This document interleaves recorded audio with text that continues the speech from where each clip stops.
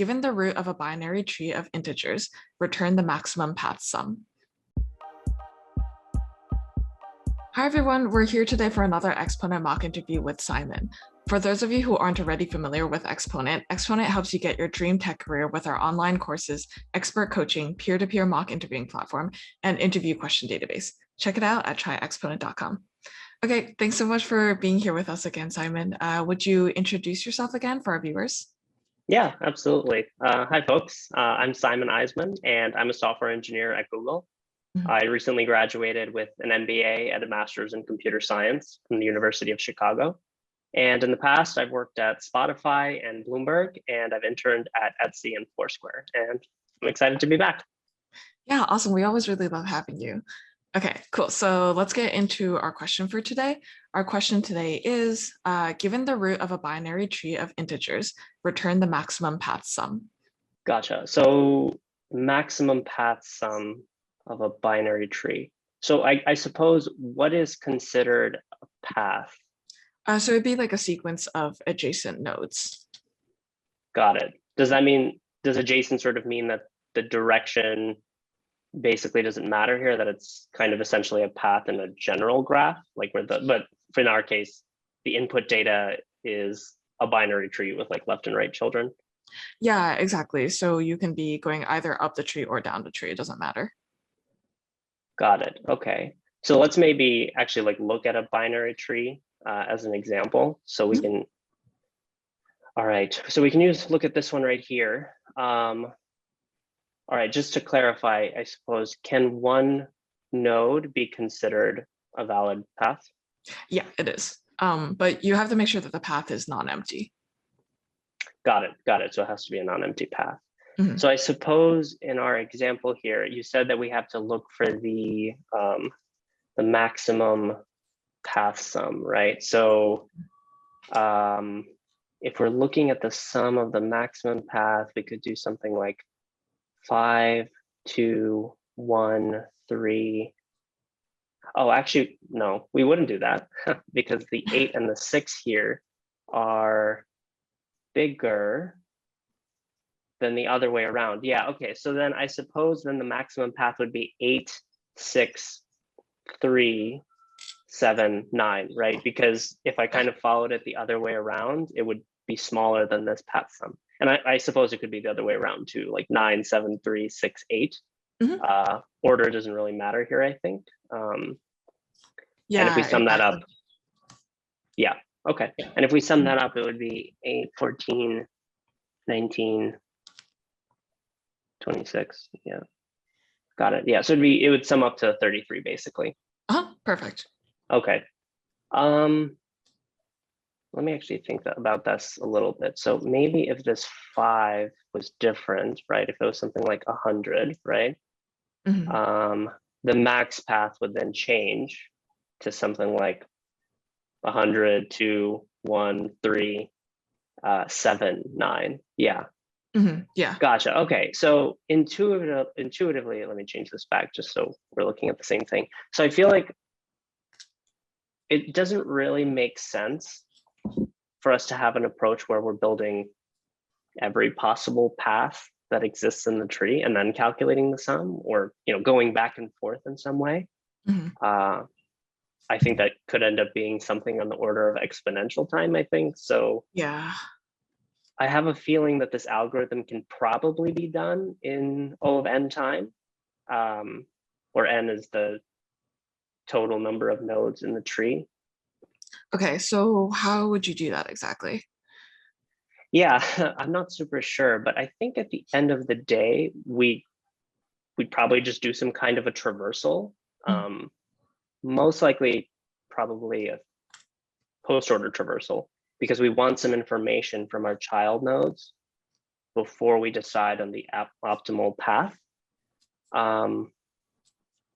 Actually, now that I'm looking at this tree again, I realize we have another important case to consider. What would happen when the nodes are negative, right? I think that's something that we could have happen, right? The nodes can be negative. Yeah. Yeah, okay. So for instance, if we give a child to like 8, for example, right? Like if we have something like,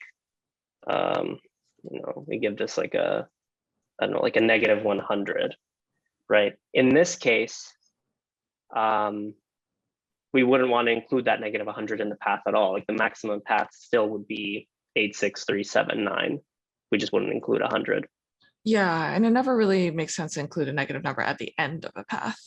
Right. Yeah, exactly. It's possible that it might be in the middle of the path, but yeah, in this case, this is like more clear for why we don't want to include it. Yeah.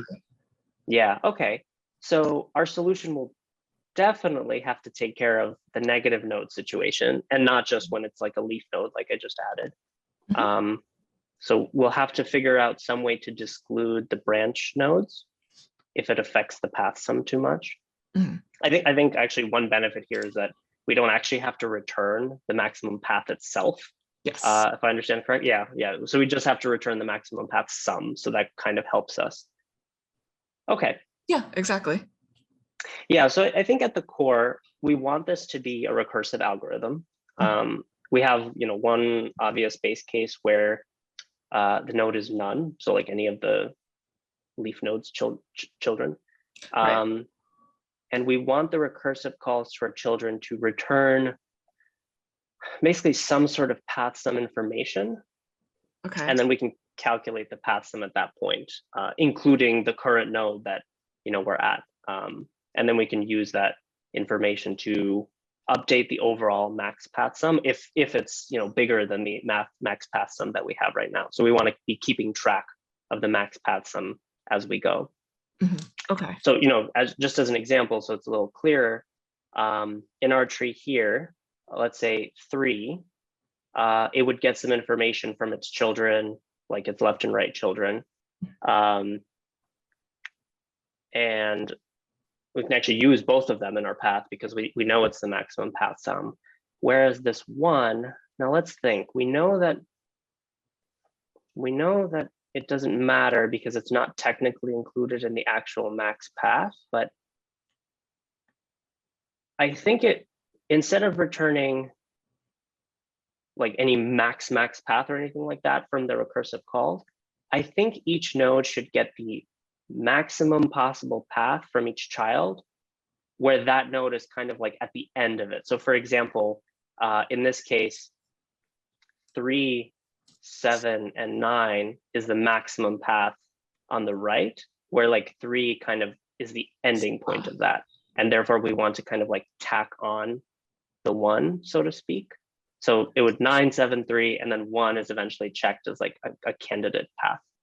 Okay, right. And you want to do that because it makes it easier to reuse that information as you traverse back up the tree, right? Right, exactly. We're sort of saving the information of that maximum path, but we're calculating the maximum value when we're visiting it, so to speak, but we're sort of getting all that good information from our children. Okay. So it seems like you're getting a bunch of like local maxes for each like subtree and then finding a global max of all of those local maxes. Exactly. Okay. All right, so I think the implementation may get a little bit tricky, but I think we kind of have the building blocks for it and the kind of general idea, if that makes sense. Yeah, I think that makes sense to me. All right, so let's jump into it. So max path sum. What are we given? We're basically just given the root of the binary tree, nothing else. As we said, we kind of have the maximum value that we start with to kind of keep track of everything. I think it makes sense to kind of keep this as negative infinity. So I think we initialize that like this. And then we kind of update it as we go. I'm actually going to define a helper function inside of this function just for like convenience. Like normally I would define it outside of it, so it's a little easier, but I want to have access to the root here. So math path sum helper. I think all we need at this point is just the node that we're currently at. For now, I'm just going to actually show what the recursive call will be in the future, just so it's clear for like what we're actually returning, right? Yeah. So we do something like max path sum helper on the root itself. And I think it's sufficient to simply return the max sum. Since we're updating this value, I think what I actually have to do in Python is non-local max sum, because otherwise it won't properly propagate when we're doing the recursive call. So that's something we want to do there. All right. Our base case was when the node is none. So if the node itself is none, what do we return? I guess a reasonable sum here would be 0, right? Because we're not actually returning anything up the tree. Yes. But we do have other pieces of information. Let me actually give myself a little more room here. So what do we say? We wanted to do a post-order traversal where we iterate down over our children and then determine the maximum path where we're sort of ending at that child. Okay, so we would have something like left path sum equals max path sum helper. You know, I actually think I'm going to rename this just so it's a little bit clearer what it's doing. So instead of max path sum helper, I'll call it something verbose, but max path sum ending with node, something like that. I think that's clear. A little verbose. I would maybe end up changing that. But I also see I called it math path sum, but we figured that out. Okay. So what we're basically doing here is that we're iterating over the left, and similarly, we're iterating over the right, or sorry, recursing on the right. So let's see, what kind of information do we want at this point? We want to figure out the maximum possible path of 2 scenarios. The first scenario is where you're actually using the node itself as part of a path that both of your children are using. And that's kind of how we're calculating the maximum here. So then I think what we need to do is we need to do something like the current path that I'm on would be something like the node dot value plus the left path sum plus the right path sum. And that kind of tells us what it will be if I'm including the current node in a possible path. Okay. And here is when we actually, yeah, so this makes sense. So here is where we actually update the max sum if we're sort of including that as part of the path. Yeah, and this includes both left and right subtrees, right? Exactly right. So that would basically be this, you know, if we found something that's bigger, we basically include it there. And if not, we just kind of keep the same value. Okay. And now it's a question of what we're actually returning. We don't want to return like this. If I was to like do something like this, if I was to return the path sum with node, this doesn't quite make sense because the path sum with node is the path including that current node, but it wouldn't give the opportunity to the parent to evaluate its sum. So I think what we need to do is we need to figure out the current node, right? That's kind of like the ending point. Like in our case here, let's say if 3 is being returned to 1, we want to basically return something like this, right? Okay, so this makes sense. So basically what we want to return from 3 is the maximum of your child path sums. So it would be something like left path sum, right path sum. Right. Yeah, and you're only including one of those paths, like either the left or the right, because if it goes further up the tree, you can't have both, right? Exactly. So in the case of this 3 node, we wanted to return the maximum from its children, which is the 7 and 9 path, or you know, in that case, 16. Okay. So this looks pretty close.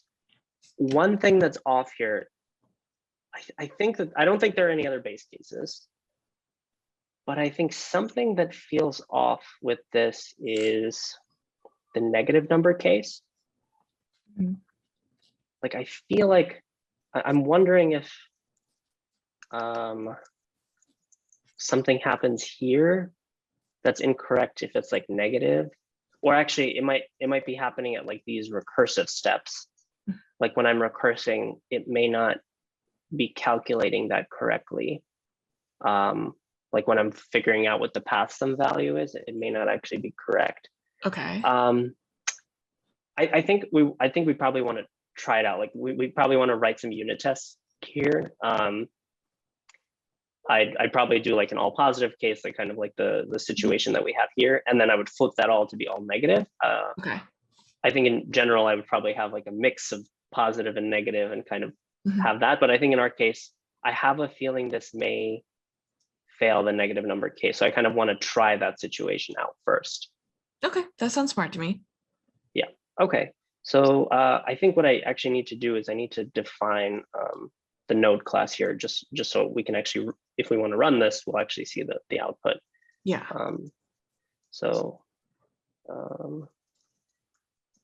All right, let's actually initialize the sample tree that we have here. So I'd have something like root1 equals node of value 1, and then we'd have another child here, another child here. So this would be a 2. This would be a 3, right? Let me just go back up here. And then those would subsequently have children. It would be like node 4 and node 5. And just to make this a little easier, I'm going to set these to be none by default. Yeah, makes sense.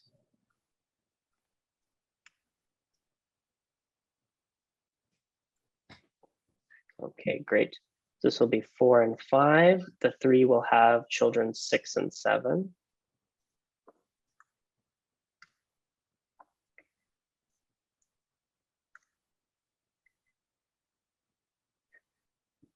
The 6 will have one child. That will be 8. And then this one will have another child. It'll be none. And then no. Okay, great. All right, so that's root 1. Let's actually make sure that this code succeeds in that case. So we would have something like expected would be something like 33. Actual would be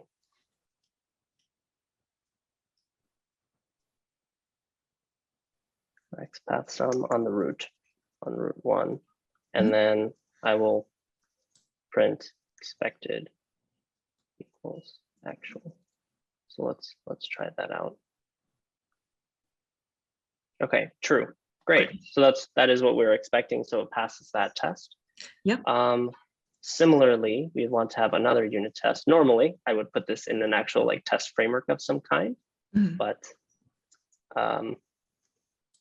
so let's actually think about this. So in our case up here, if everything here was negative, I mean, I could go through the exercise of changing it, but if everything here was actually negative, we would expect to return -1, right? Because that's the smallest path. It's the only node, basically. Oh, yeah.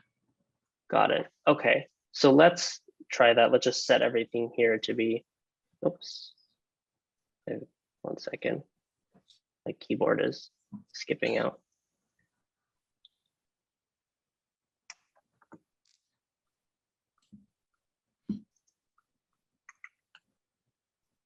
All right, great. We're back. So let's change these to be negative.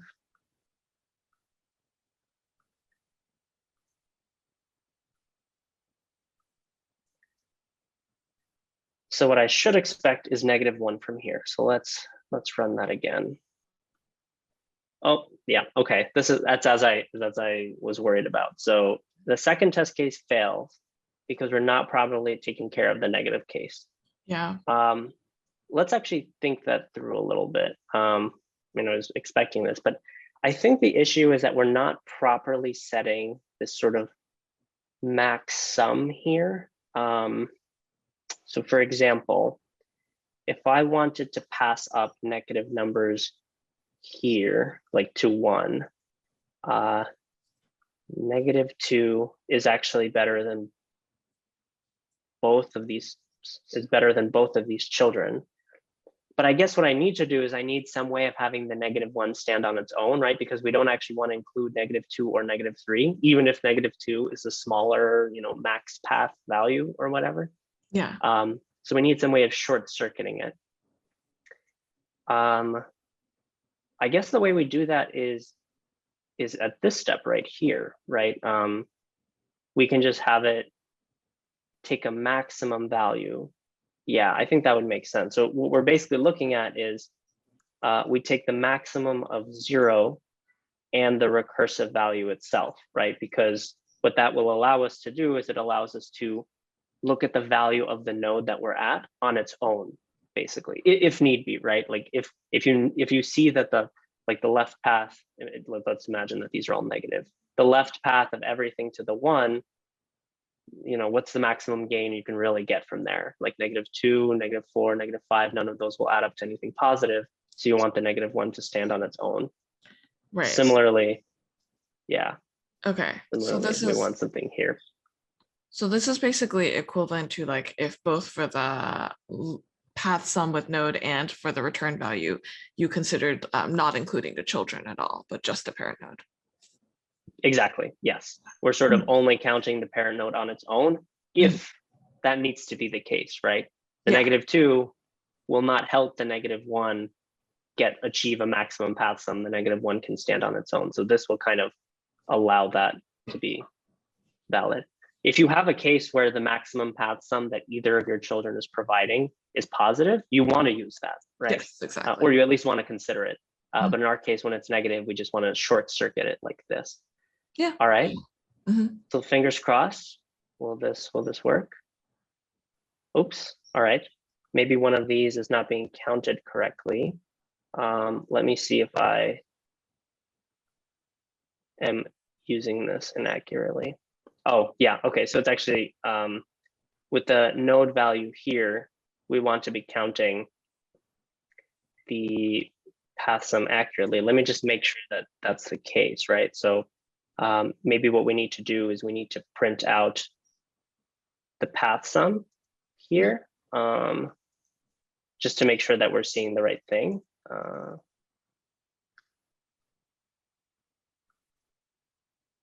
For now, I'm going to avoid this test here just so it kind of clears up our console a little bit.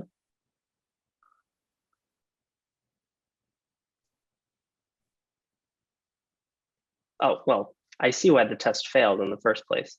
Yeah. I was giving it the wrong root itself. Yeah. All right, let's try that again.